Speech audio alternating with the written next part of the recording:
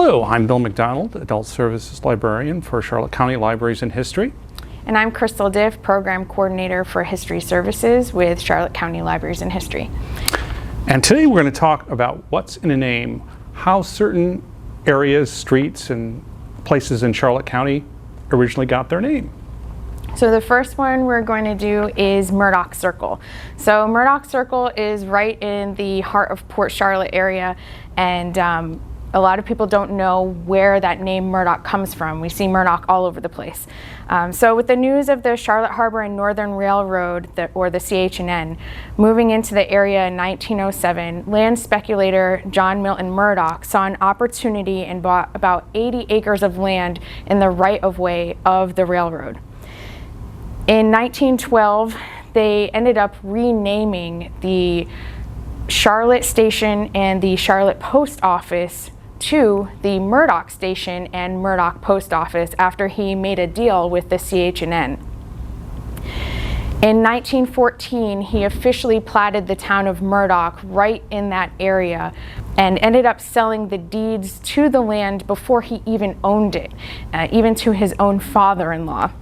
The depot and the town were located at the intersection of US 41, or Tamiami Trail, and State Road 776.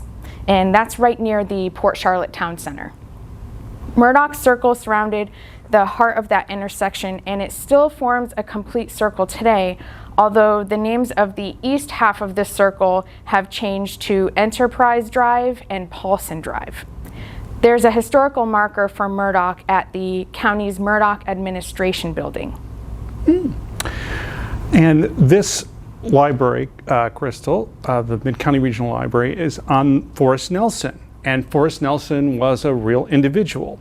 He was an ornamental horticulturalist, and he came to Port Charlotte in 1910, 1911. His mother was sick, and they thought that the sunshine and the warm weather would do her some good as far as her health.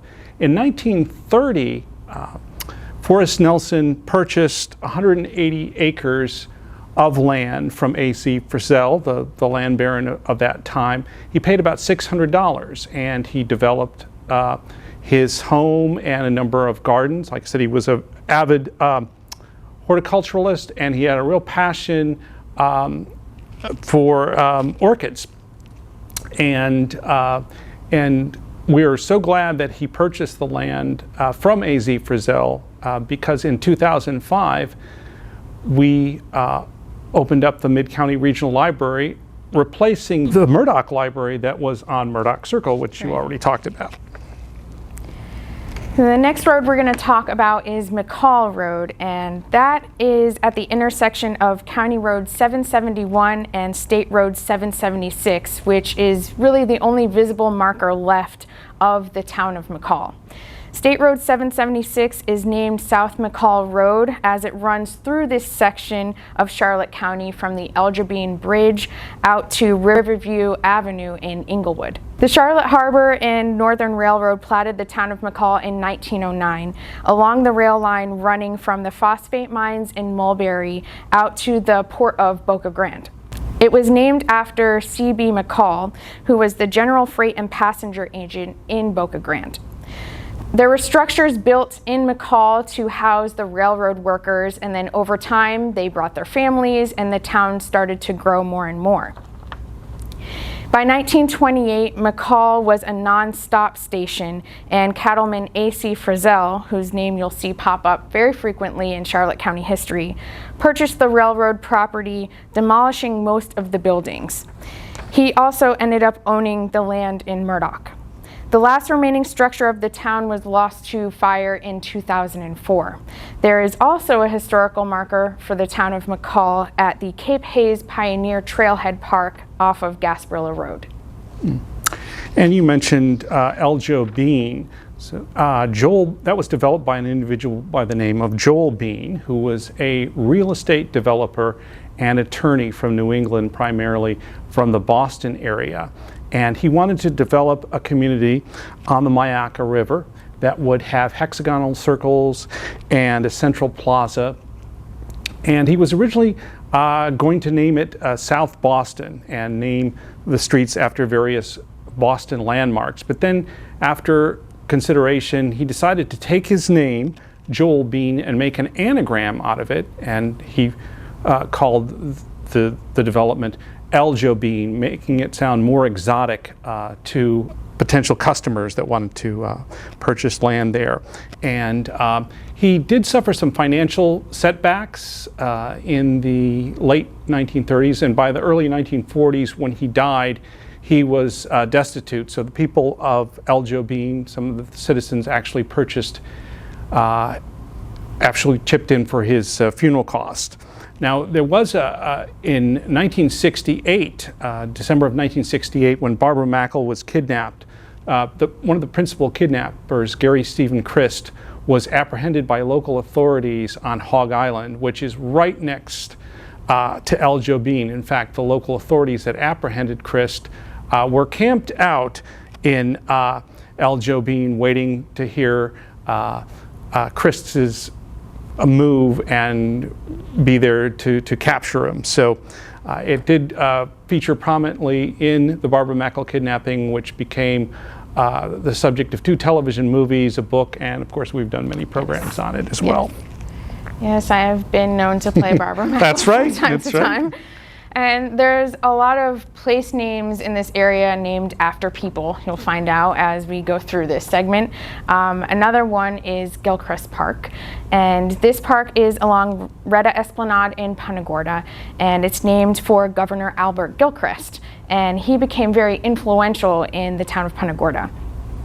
He was a veteran real estate broker, surveyor, citrus grower, and political leader, to name just a few. He served in the city council and then the Florida House of Representatives from 1893 to 1905, and he was actually Speaker of the House in 1905.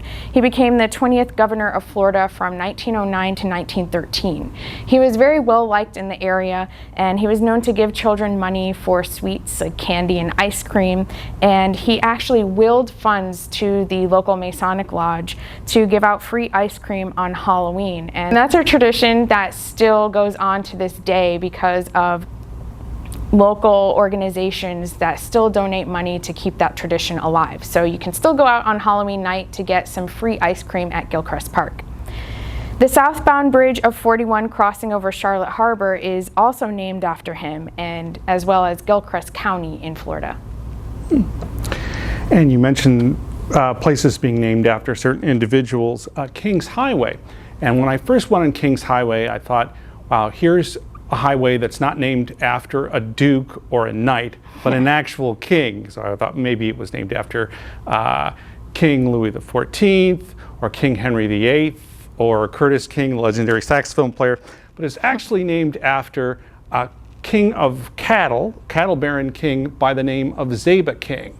And Zeba King, when he died in 1901, owned about 10% of all the cattle in Florida. And Zeba was a very robust man. He was about 6'5", 6'6", weighed about 230 pounds. He was a gambler. He was a rough and tumble guy. And whether there's some speculation that maybe some of Patrick Smith's land remembered might partially be based on him, but no one quite knows if that's accurate or not. So I don't want to lead you totally astray there, but there's a possibility that he might have had some influence on Patrick Smith's characters in Land Remembered. And part of Kings Highway is actually a cattle trail that went to from Port Charlotte, Punta Gorda area to Fort Ogden, where Zeba King lived. Yeah. So there's a lot of interesting places that we go by on a daily basis in Charlotte County, and we hope to bring you more information on these different places in the future. So watch out for more videos for What's in a Name. Absolutely.